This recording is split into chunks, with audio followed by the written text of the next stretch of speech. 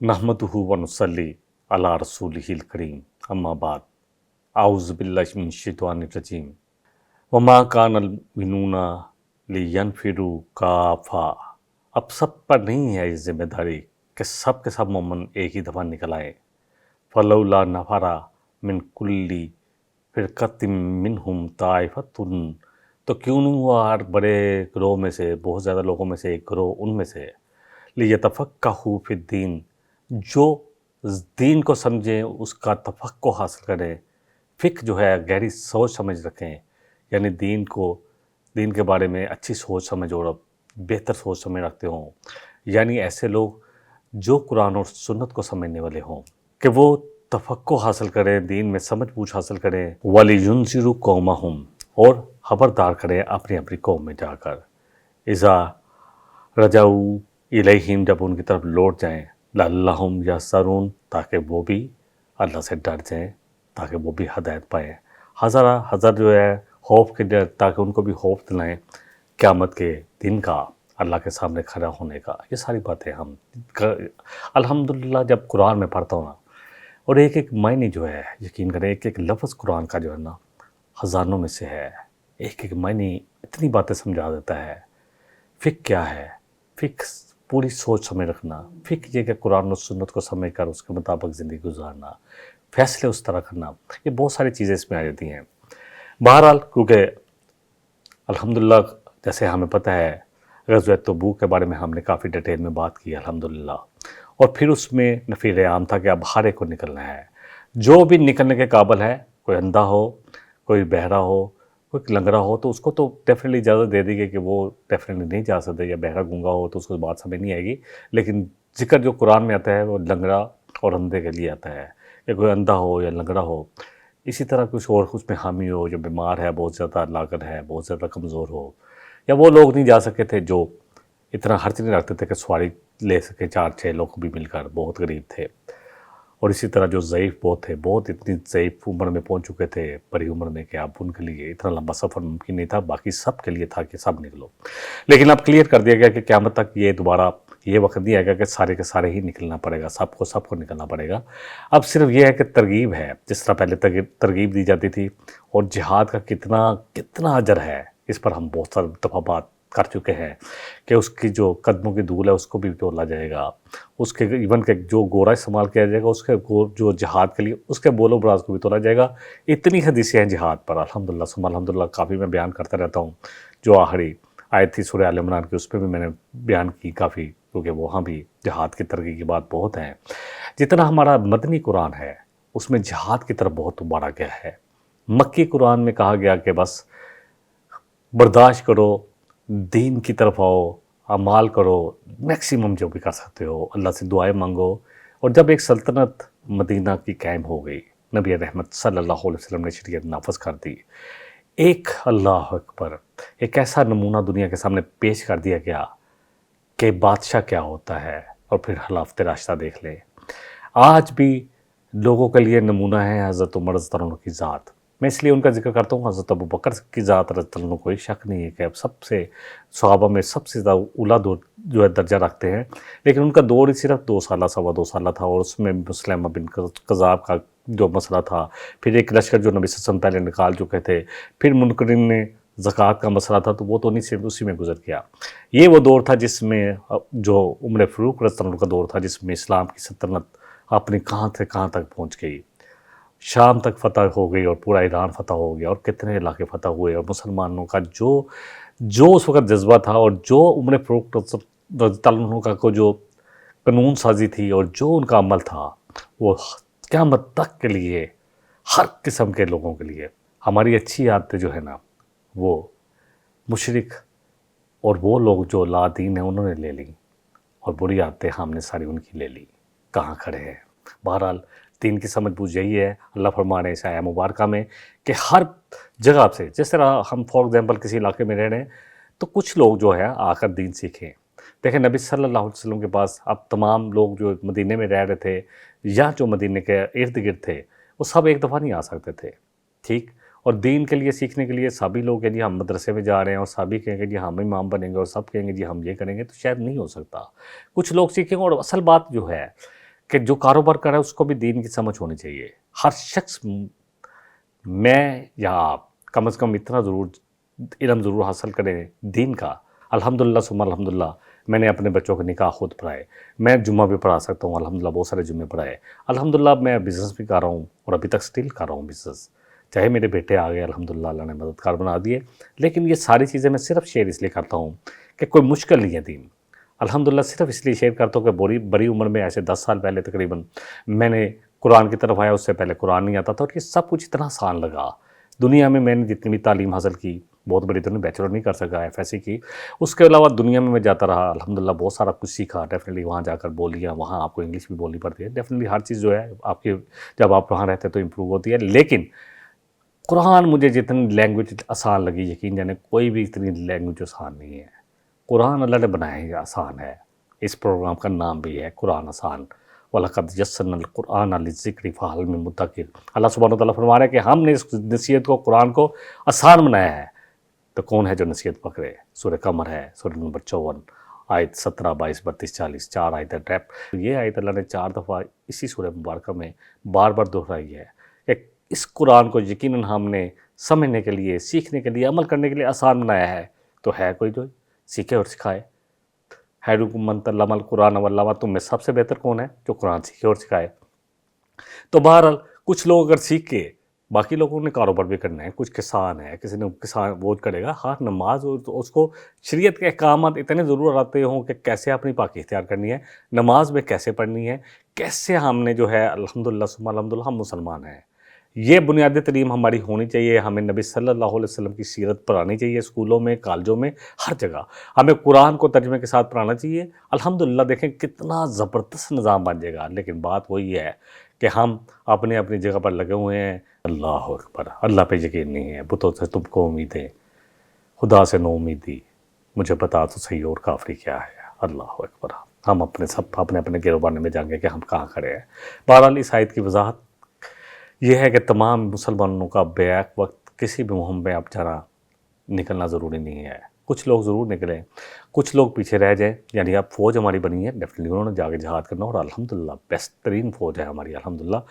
جو بھی لوگ لڑ رہے ہیں یقین کریں، انہیں تو جو حکم ملتا ہے وہ بیچارے کیا کہہ سکتے ہیں. اگر حکم کی دولی کریں کہ نظام جو ہے، نظم جو ہے وہ نہیں قائم ہو سکتا.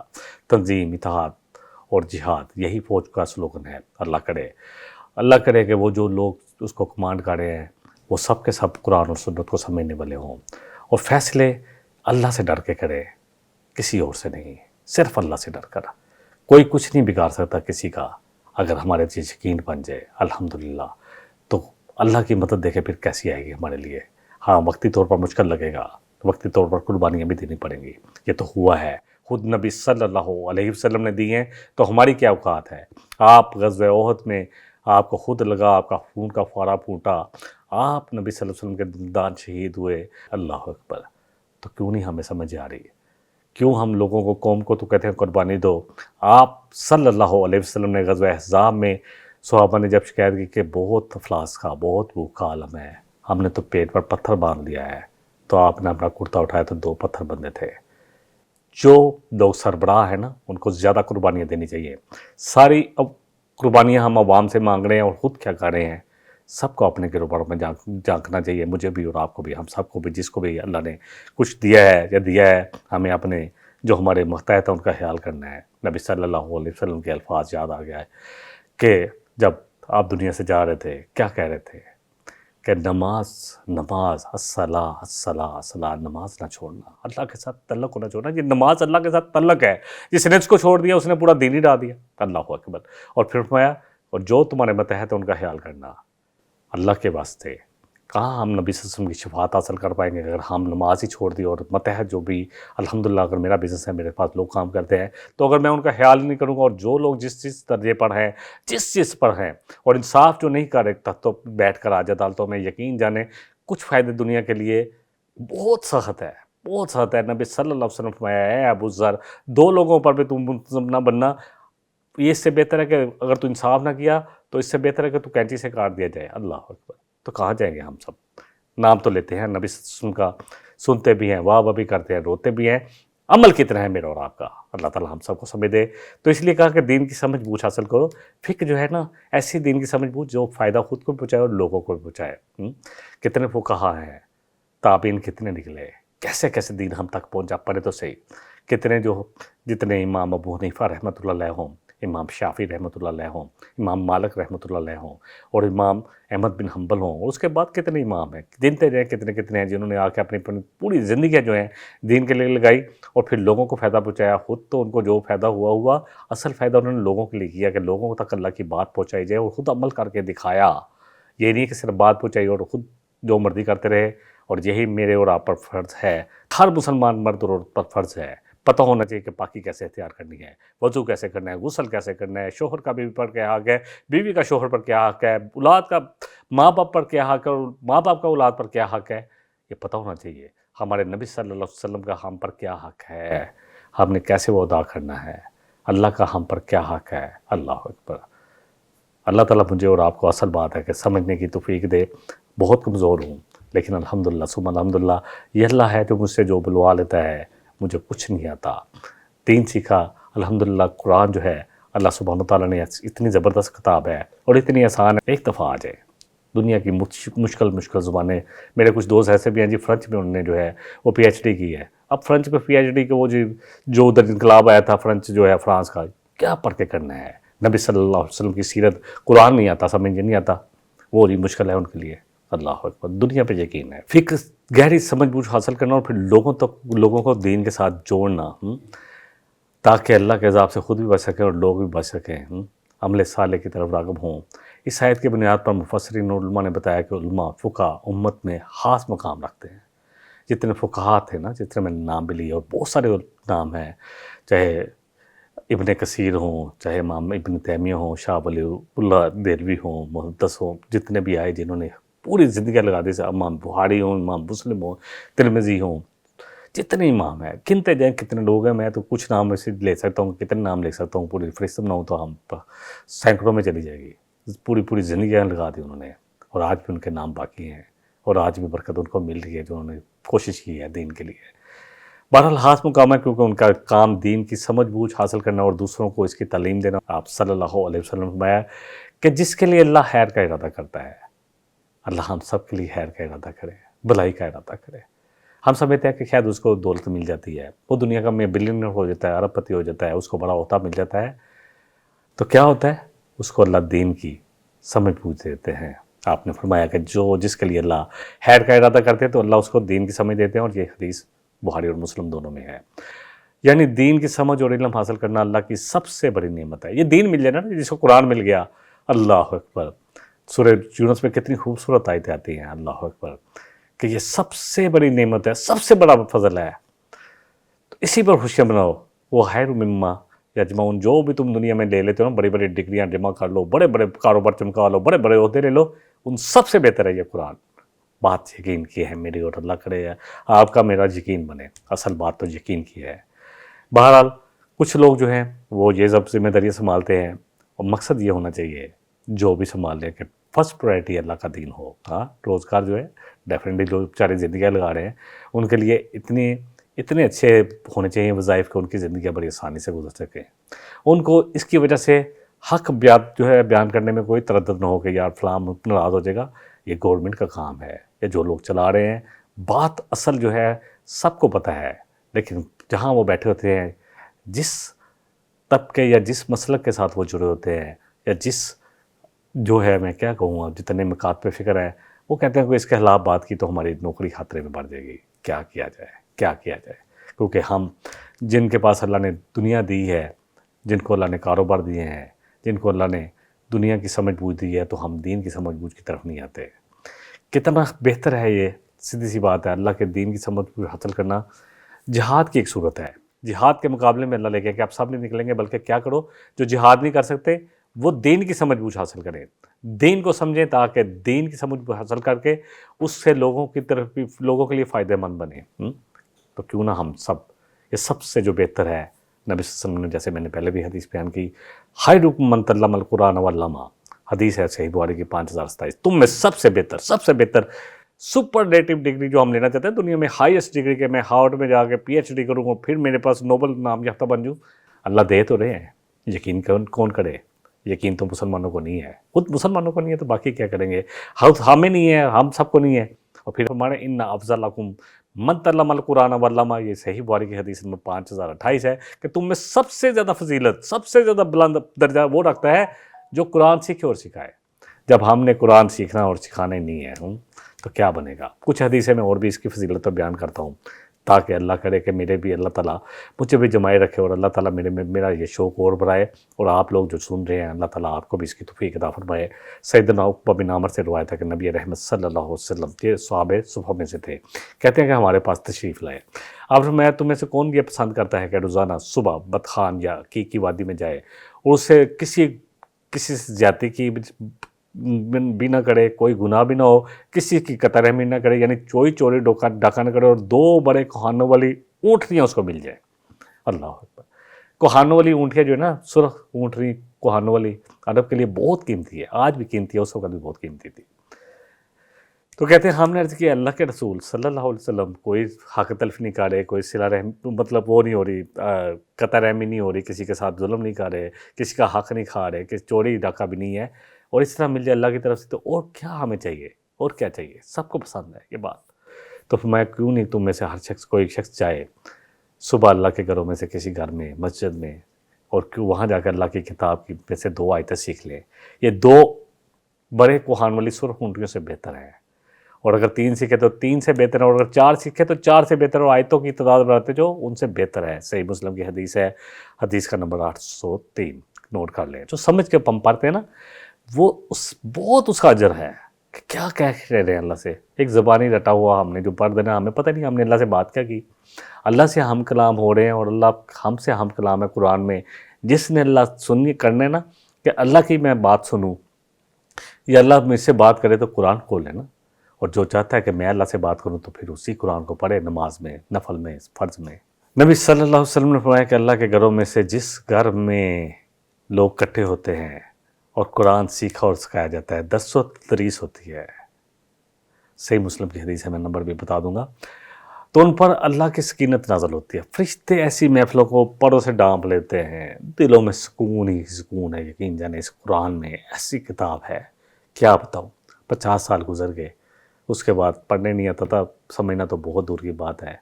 उसके बाद ये अल्लाह ने नूर मुझ जैसे नालायक पे, कमज़ोर पे, गुनाहगार पे इस नूर के साथ जोड़ दिया। जितनी भी टूटी फूटी कोशिशें करता रहता हूँ, बहुत कमियाँ, बहुत कोताहियाँ हैं, लेकिन फिर भी ये कुरान ने आके तो मेरे जैसे दिल का सुकून आ गया। यकीन करें, बड़ी बेचैनी थी। दुनिया में सब कुछ था, माल भी, औलाद भी, घर भी, बड़ा गाड़ी भी, हर चीज़, लेकिन नहीं था, सुकून नहीं था। ये तो सुकून है, अला बिज़िक्रिल्लाह तुत्मइन्नुल क़ुलूब, के गाओ जो कि सबसे जो सिक्का तुम जिसको सुकून का पर चाहते हैं ना, पूरी दुनिया में खुदकशियाँ कौन कर रहे हैं, तरक्की याफ्ता मुल्क। आज सबसे ज़्यादा नींद वाली गोली कौन खाते हैं? जो सबसे अमीर लोग हैं, जिनके साथ सबसे बड़े जो ओहदे हैं। तो सुकून तो अल्लाह की याद में है, अल्लाह के ज़िक्र में, इस कुरान में है, और ज़िक्र ये कुरान है, यकीन करें। तो उनको रहमत डांप लेते हैं और फरिश्ते अपने घेरे में लेते हैं, और अल्लाह अपने मुक़र्रबीन जो है ना, अल्लाह के करीबी फरिश्ते जो बड़े बड़े ओहदों वाले हैं, उनमें ऐसे लोगों का जिक्र करते हैं।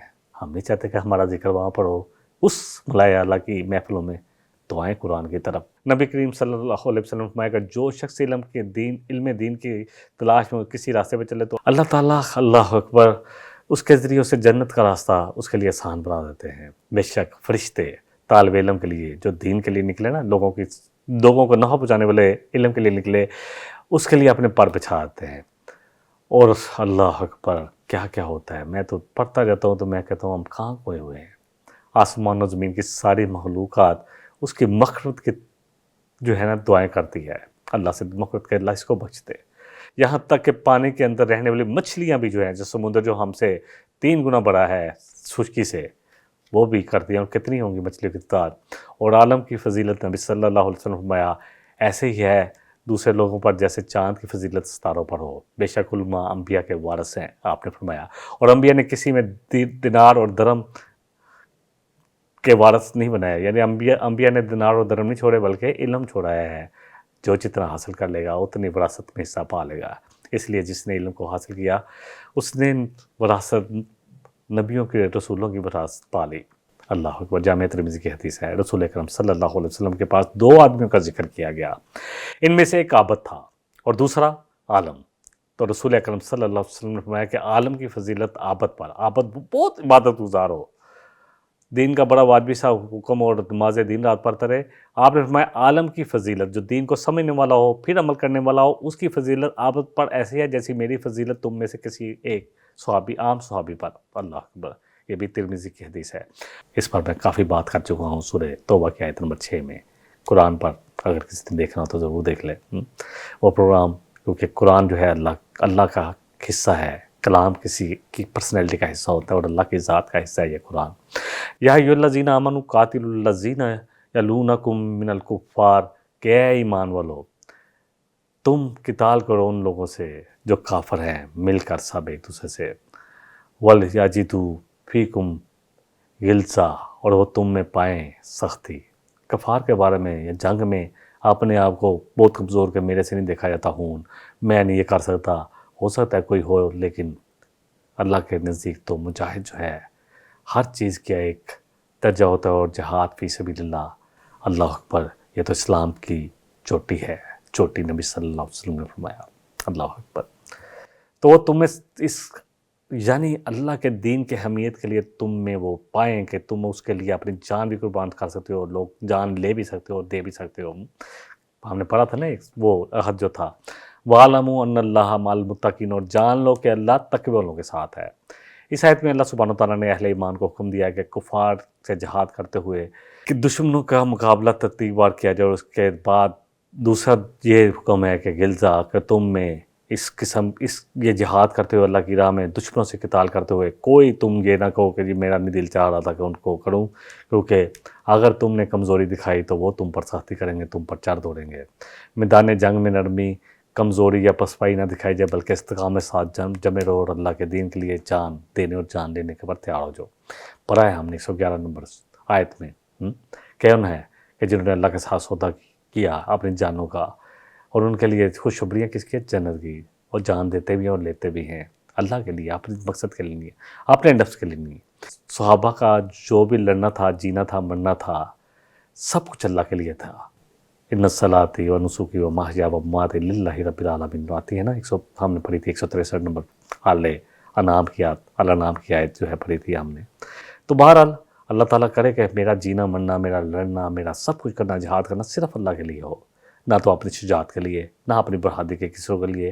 اور اگر قرآن پڑھ رہا ہوں تو اللہ مجھے ریاکاری سے بچائے۔ اصل بات تو صرف اور صرف یہی ہے کہ اللہ کی بات سمجھ کر پہنچا سکوں، تاکہ اس لسٹ میں میرا بھی نام آ جائے کہ خیر من تعلم القرآن وعلمہ، کہ سیکھا تھا، کوشش کی تھی، ٹوٹی پھوٹی، ورنہ تو میری اوقات کچھ بھی نہیں ہے۔ شاید جتنے بھی لوگ قرآن پڑھانے والے ہیں ان میں سب سے نیچے والا درجہ ہو، لیکن اللہ سبحانہ وتعالیٰ نے ہر شخص کے لیے رکھا ہے کہ جس کے پاس جتنا بھی ہے، جو بھی سورس ہے، جتنی بھی ذہانت رکھتا ہے، جو بھی کر سکتا ہے کرے ضرور۔ بلغوا انی ولو آیۃ، نبی صلی اللہ علیہ وسلم نے فرمایا کہ کوئی ایک آیت بھی جس کو آتی ہے نا وہ بھی پہنچائے، وہ بھی پیچھے نہ رہے اس پہنچانے والے کام سے، اس تبلیغ کے کام سے، اس لوگوں کو جو سمجھانے والے کام سے پیچھے نہ رہے۔ بہرحال نبی کریم صلی اللہ علیہ وسلم نے فرمایا جہاد جو ہے وہ جاری رہے گا قیامت تک۔ آج بھی مسلمانوں کو ضرورت ہے، ہم جہاد سے پیچھے پھر چھڑا رہے نا۔ کیا ہوا فلسطین میں صرف جہاد سے ہم امت جو ہے اپنے آپ کو بچا رہی ہے کہ ہم باجے مار دو سارے فلسطینیوں کو؟ اللہ اکبر، کیسی کمزوری آ گئی، کیسا وہن پیدا ہو گیا، کیسا ہمیں دنیا کی لالچ پیدا ہو گئی، کیسی دنیا کی محبت میرے اور آپ کے اندر آ گئی۔ اور پھر حکمرانوں میں بھی وہی کچھ ہے، اور جو جتنی بھی 57-54 ملک ہے سب کے سب کو حکمران اپنے آپ کو بچا رہے ہیں۔ نبی صلی اللہ علیہ وسلم نے فرمایا جو بہترین جہاد ہے نا، یہ بھی ایک مثال ہے کہ وہ یہ ہے کہ ظالم جابر سلطان کے سامنے کلمہ حق کہنا، اور جو منافق ہیں ان سے تو قتال نہیں کیا جائے گا، کافروں کے ساتھ تو قتال بھی کیا جائے گا، کوشش کی جائے گی کہ ان کو دین کی طرف پھیر دے، لیکن منافقوں کے ساتھ کوئی کسی قسم کا قتال، کیونکہ منافق کلمہ گو پر تلوار اٹھانی جو ہے نا وہ جائز نہیں ہے، اپنے ذہن میں رکھ لے۔ آج اگر کوئی گروہ کسی گروہ کو قتل کرتا ہے، چاہے کوئی بھی ہو، اور جو کلمہ پڑھتا ہو لا الہ الا اللہ محمد رسول اللہ، اور جو اس قبلے کی طرف نماز کرتا ہو، منہ کر کے نماز پڑھتا ہو، یعنی بیت اللہ کی طرف، اور جو ذبیحہ کھا لے تمہارا، تو وہ جو مسلمان ہے۔ نبی صلی اللہ علیہ وسلم فرمایا 2 حدیثیں ہیں، دونوں صحیح بخاری سے ہیں، جو اوتھینٹک ترین کتاب ہے، لیکن کیا کرے، کون سے فتوے دیتے ہیں کون سے لوگ ہیں جو علم رکھنے کے باوجود مسلمانوں کو آپس میں قتل کرانے کے بعد ڈر پر ہیں۔ تو بہرحال یہاں پر اللہ سبحانہ وتعالیٰ فرما رہے ہیں کہ یہ نفاق کا مرض جو ہے وہ تو ہے تو برا ہی ہے۔ ہم نے اس کے بارے میں اللہ نے کھول کھول کے بیان کیا ہے اس سورہ میں، سورہ نساء میں ہم نے پڑھا تھا بڑا کھول کر، وہاں بیان کیا گیا، پھر سورہ توبہ میں تو پورا کھول کر بیان کیا، اس طرح سورہ انفال میں بھی تھوڑی بہت ذکر آیا۔ تو یہاں ہے اصل بات یہ ہے کہ ان کے ساتھ بائیکاٹ تو کیا جا سکتا ہے، لیکن جو منافق ہیں ان کے ساتھ قتال نہیں کیا نبی صلی اللہ علیہ وسلم نے، کبھی بھی نہیں کیا۔ ہاں ان کے ساتھ بائیکاٹ کر دیا کیا، وہ خود ہی جو ہے خود ہی لوگوں کی نظروں میں مسلمانوں کو سمجھ میں آ گئی کہ یہ لوگ جو ہیں یہ انہوں نے جھوٹے بہانے بنائے تھے، یہ تبوک پہ جاتے ہوئے جھوٹے بہانے بنا رہے تھے، اور بھی بہت سارے مسائل جو ہیں جب واقعات آتے تو جھوٹے بہانے بناتے تھے، تو اس لیے انہوں نے ان سے بائیکاٹ تو ضرور کیا، ان سے تھوڑا سا کنارہ کا ضرور ہو گیا، لیکن قتال کہیں بھی ثابت نہیں ہے۔ اصل بات جو ہم نے ان آیات سے سیکھی کہ ہمیں کیا کرنا ہے، ہمیں دین کی سمجھ بوجھ حاصل کرنی ہے، چاہے کوئی MBBS کرے، چاہے کوئی MBA کرے، چاہے کوئی جج بنے، چاہے کوئی وکیل بنے، جب دین کے ساتھ ہوگا نا اور دین کی صحیح سمجھ بوجھ ہوگی اور اللہ کا خوف ہوگا اور نبی صلی اللہ علیہ وسلم سے واقعی سے ہی محبت ہوگی، تو پھر لوگوں پر ظلم نہیں ہوگا۔ پھر جج کی سیٹ پر بیٹھ کر اس کو پتہ ہے کہ میری زندگی سے زیادہ انصاف ضروری ہے، ورنہ یہ دنیا کی زندگی تو مل جائے گی، آخرت میں میرے لیے بہت بڑی ناکامی ہے۔ پھر ڈاکٹر جو ہے وہ بے مقصد لوگوں کو بیوقوف نہیں بنائیں گے، ظلم نہیں کریں گے۔ آج تو جو ہو رہا ہے ہسپتالوں میں کچھ کہنے کی بات نہیں ہے، کیسی دکانداری چمکی ہوئی ہے۔ خدا کا خوف اللہ کرے ہم سب کے دلوں میں ہے، جو جس پیشے سے منسلک ہے۔ کوئی انجینئر ہے تو بلڈنگ بناتے وقت اس کو چاہیے پوری توجہ ہو، کوئی اگر مال بیچ رہا ہے تو کوئی ملاوٹ نہ کرے۔ اللہ کرے آج مسلمانوں کا جو حال ہے، جو میرا اور آپ کا حال ہے، اللہ ہم سب کو ہوش کے ناخن لینے کی توفیق عطا فرمائے۔ اللہ ہم سب کو دین کی سمجھ دے تاکہ ہم وہ کام کریں جو اللہ اور اس کے رسول صلی اللہ علیہ وسلم کی اطاعت کے مطابق ہو، اور نبی صلی اللہ علیہ وسلم کی کامل اتباع کرنی ہم سب کے لیے ضروری ہے۔ ورنہ اللہ کے نبی صلی اللہ علیہ وسلم کی اسی حدیث کے ساتھ بات کو ختم کرتا ہوں کہ آپ نے فرمایا میری ساری امت جنت میں جائے گی مگر جس نے انکار کر دیا۔ فرمایا کون ہے جو بدبخت جو جنت میں جانے سے انکار کرے گا؟ نبی صلی اللہ علیہ وسلم فرمایا جس نے میری اطاعت کی وہ جنت میں جائے گا، اور جس نے میری اطاعت نہ کی، جو میں نے کہا تھا اس کے بجائے کچھ اور عمل کیے، تو وہ ایسے ہی ہے جیسے اس نے جنت میں جانے سے انکار کر دیا۔ اللہ تعالیٰ مجھے اور آپ کو جتنا کہا گیا، جتنا آپ نے سنا، جتنا میں نے بولا، ہم سب کو اس پر عمل کی توفیق عطا فرما دے۔